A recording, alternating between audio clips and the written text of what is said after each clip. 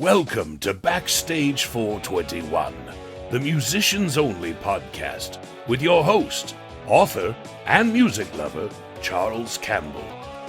Charles will have an awesome array of guests from many genres of music, so sit back, relax, and enjoy the show. By the way, Ray Mattis is the composer of this awesome intro music.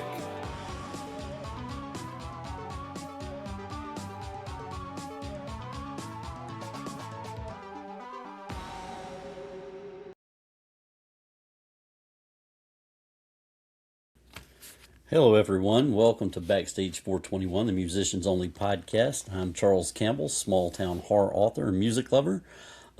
We have been on hiatus for a little while, so it's great to be back, and no better way to be back than to talk about one of my all-time favorite artists, brand new record that just dropped on July 17th. It is called Beautiful Mess by Gin Wigmore, and I'm going to kind of go in depth a little bit about this record and share, some of my thoughts on the album, and hopefully I can get Jen back on the podcast in the near future. In the meantime, we have to substitute Baby Jen. So Baby Jen is here. She doesn't talk a whole lot, but we got Baby Jen on the show, so I'll set her over here to the side, and if I say something that she doesn't like, she'll certainly let me know. So anyway, want to give you a little background about Jen. She is an artist from New Zealand. She did move to the United States for a bit, and she is back in her home country now, where she has opened a deli, Wigmore Deli. So if you're in New Zealand near Auckland, go check it out. I would love to try one of those sandwiches. They look delicious. But with that being said, she has finished an album that's been so long in the making. It's been 8 years, and it's called Beautiful Mess. And a little background on some of her previous catalog before I dive into it. Her first official album was Holy Smoke. You can find that on Amazon or other outlets where you can pick up CDs. CDs, right?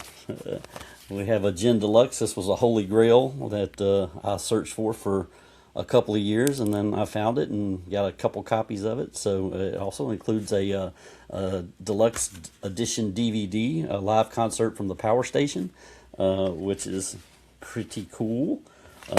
So if you can get your hands on one of those are well worth it. Gravel and Wine, that is the song that gave us some of her most popular. This is the record that gave us some of her most popular songs, like Black Sheep, Man Like That, Kill of the Night. I mean, hit after hit came off of this record. It may be her most widely known. I'm not sure about that, but it's got a lot of great songs on here. And this was my personal favorite until maybe this record. I'm still tossing it up. Beautiful Mess is so good, and I've listened to it quite a few times now. But there's something about Blood to Bone. Blood to Bone is an amazing album. It has some great songs. Well, there's not a bad song on the album, but one that really strikes a chord with me is Nothing to No One. When I had her on the podcast a few years ago, I was like, every show I go to, you don't play that. And she was like, we played it heaps before you showed up. And I was like, yeah, but you stopped when I showed up. And she was like, well. But anyway, Nothing to No One. There's a banger on here called New Rush. Black Parade is such a beautiful song, written in the waters on here. There's all kinds of cool, songs on this album. She did, a collaboration with Suffa and Logic on Willing to Die. So this one is definitely worth checking out. So check out Blood to Bone. And the record that came out 8 years ago, before Beautiful Mess just arrived, was called Ivory.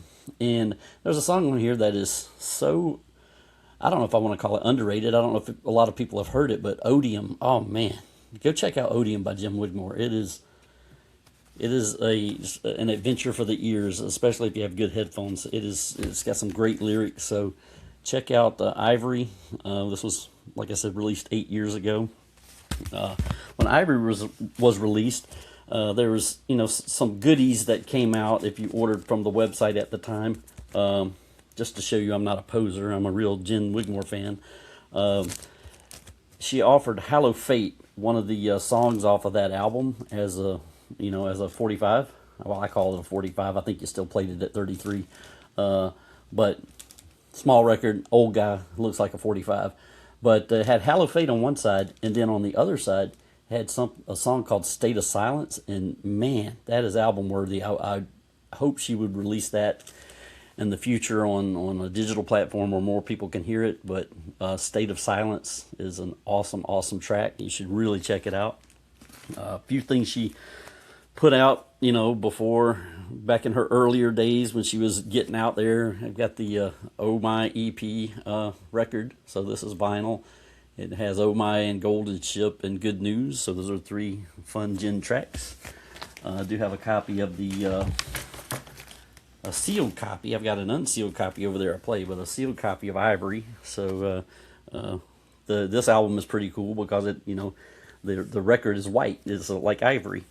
But speed it on up to today.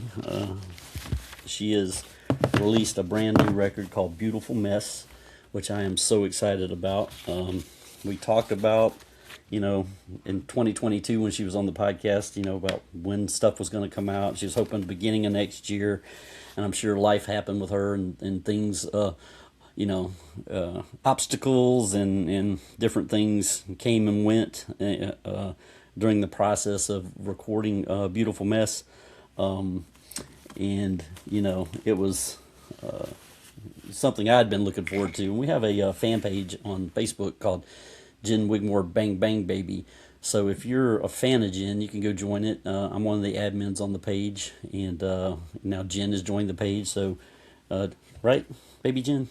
She says yes. She's joined the page.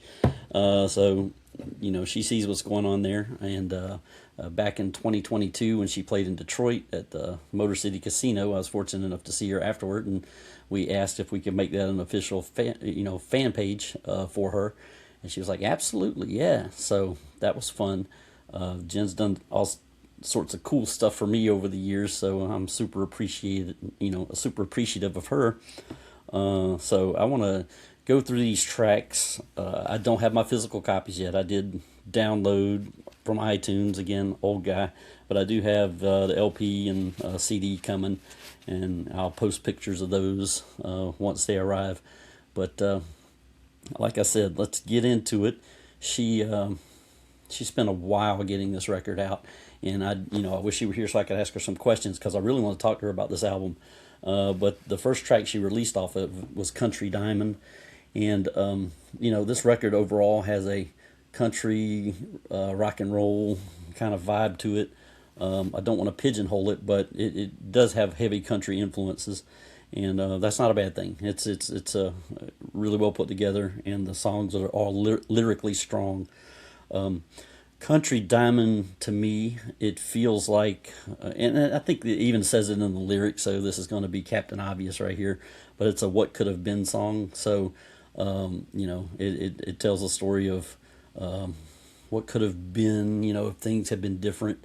And once you listen to the lyrics, it'll grab you. And it sounds like it could be a country hit, compared to whatever else is out there today. It definitely stands up. It is lyrically strong, as are all the songs on this record, which makes me, I'm a lyrically driven guy when it comes to music, so I love great lyrics, and this one is really bumping heads with Blood to Bone to claim that number one spot in my brain. So if I keep listening to it, it may overtake Blood to Bone. So Beautiful Mess is a great album, but Country Diamond is a great first song to come off that album. So if you haven't given it a listen, go give it a listen. Go stream it wherever you get your music. The next song on the record is called Our Street, and it gave me, and Jen would know this, and a lot of her fans, it gave me at the very beginning a little bit of the Cold Cave vibe when it opened, and then it unfolded into a song about togetherness and being together with the one you love, is the way I interpreted it, and on the street that you live on. But when that opening hit, I kind of, I had a little deja vu moment thinking about Cold Cave from Ivory. So, the thread was there, and it was a great song. tip of my tongue, it was the third track on the record. It's about, the way I interpreted it. It's a song about taking a chance on someone, and opening up to someone. So, it's emotionally driven, and it's where you finally tell someone, how you feel, and giving them a chance to embrace that, and you can find out whether they feel the same way or not. But a lot of times things are on the tip of your tongue, and that's what this song is about. It's about taking that chance and saying and expressing what you want to feel. It's another lyrically driven track, and again, I love it. Hollywood, that's another one that she released before the actual album came out, and it drew the emotion strings like nothing to no one. It's a beautiful song. It's very well written, and in my brain, it's a song about realizing how to love yourself and to cherish those around you. So I would love to get her thoughts on this, and how some of these songs came together. I want to go track by track and ask questions about these songs to kind of pick her brain a little bit. But Hollywood is another lyrically strong, very good song. The next one has a special meaning for me. It's called Die on This Porch, but it wasn't always called Die on This Porch. She played this in Columbia, South Carolina in 2016. It was the first show that I ever saw Jen at. It was at the New Brooklyn Tavern, and she told us in the audience that they were testing this song, and it would be the only spot that they played it on that particular tour. And that turned out to be true. They didn't play it again until they did the TEDx in Antarctica. But it was called Thoughts of You. Well, it's gone through a little change, and now it's called Die on This Porch. And when she was on the podcast in 2022, I told her that song was album worthy. I know that my input probably had zero influence on it actually ending up on the record under the name Die on This Porch. I would like to think it did, but I know it didn't. But it is such a good song, and it's a simple song. So Die on This Porch, aka Thoughts of You. If you've never heard it, you should enjoy it. You really should. And like I said, back in 2022, I told her it was album worthy, and it certainly was. And then when I saw the track called Well, Well, the first thing that popped into my mind was Duffy, Well, Well, Well, but it's nothing like that song. It's about holding back and wanting to say something, but keeping it bottled up. That's the way I interpreted it. Again, another lyrically driven song that has a message. Try not to hold that stuff back. If you keep it bottled up too long, it can really affect you and the people around you. That's what I got out of the song. Everyone, when you listen to the record, everyone's going to have their own interpretations of messages, and that's what's great about music. Everyone doesn't hear music the same way, and that's what makes it amazing. So, and as I've said on this podcast before, my music is very estrogen driven, so I love listening to women singers and a lot of the messages that they have in their songwriting. But yeah, well gives you that, that lesson about keeping it bottled up. Let's let some of that go. And Beautiful Miss, the title track. And it's, again, a Captain Obvious moment, but it sounds, listening to it, incredibly personal. If I do get her back on the podcast to talk about these songs, I won't go too deeply into this, but it sounds like a song about someone who would follow you to the end of the line, but it's not necessarily reciprocated. So it's very well written, and obviously well sung, and I don't, I can't say a bad thing about the title track. It is an amazing song, and it does have, it feels like it was written, from the moment, and it really feels super personal, as I'm sure all the songs are, but this one felt a little bit different. Stuck Inside a Dream was the next track, and one line that jumped out at me is, where do we all go?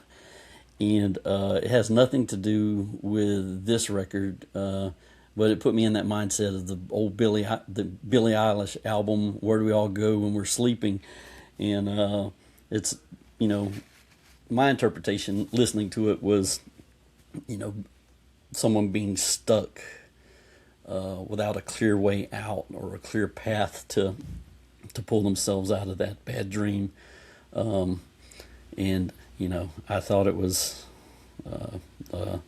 a good piece of work. I mean, all the instrumentals, the vocals, the arrangements, everything on this record is really, really top notch, and you can tell it took 8 years to make it because all the details are there.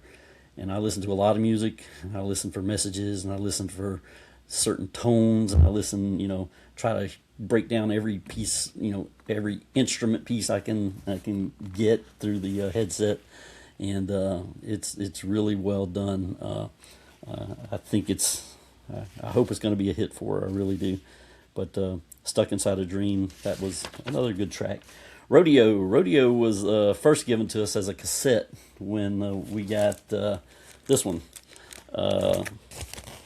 State of Silence.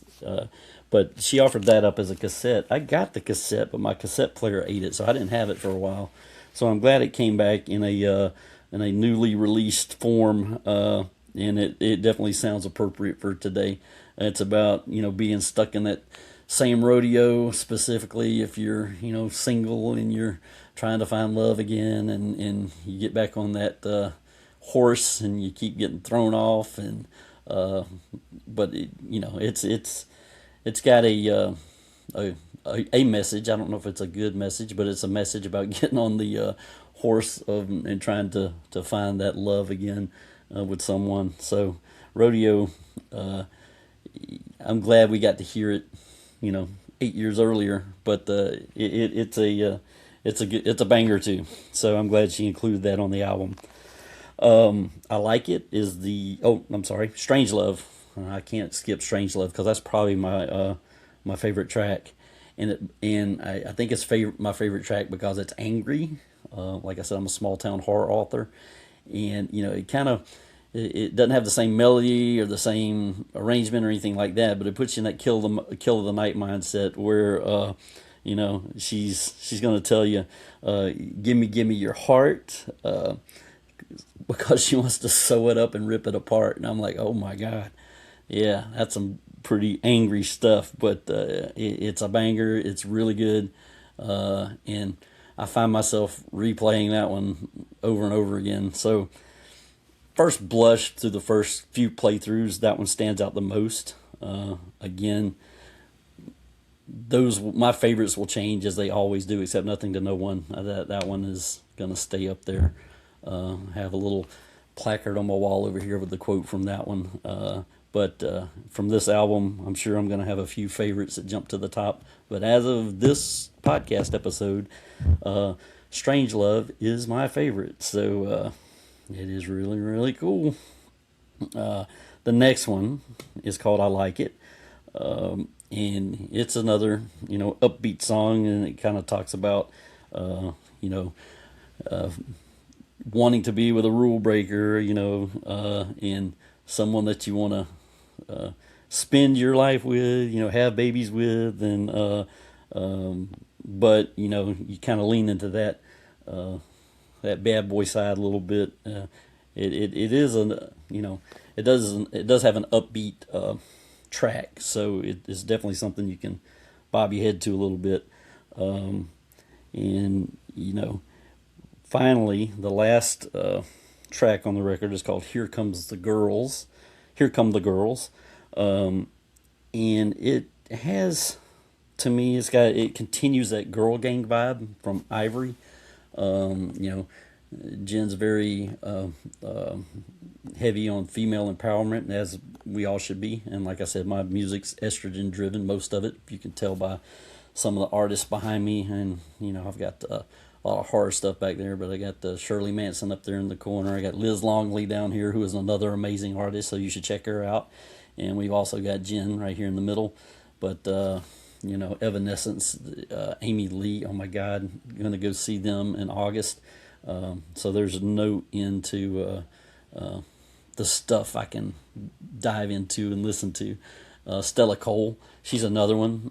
She sings more classical music, so check her out. I'm kind of promoting everybody, but I'm here basically to tell you that I'm going to give Gin Beautiful Mess a 5 out of 5 for my rating.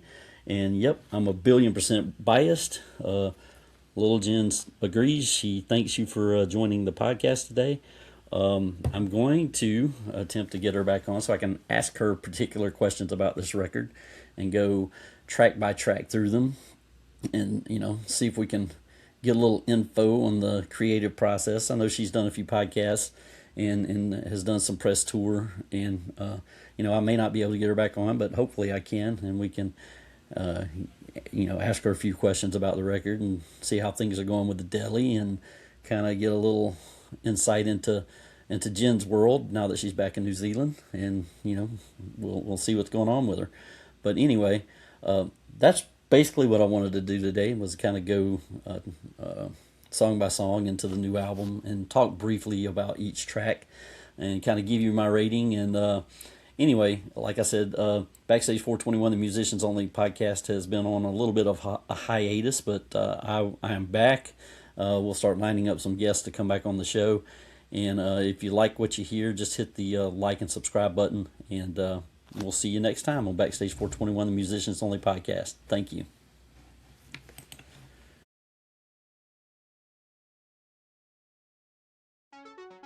We hope you enjoyed this week's episode of Backstage 421, the Musicians Only podcast. Be sure to tune in for the next episode. Please like and subscribe wherever you get your podcasts. Listener support links can be found below. Thank you for your support.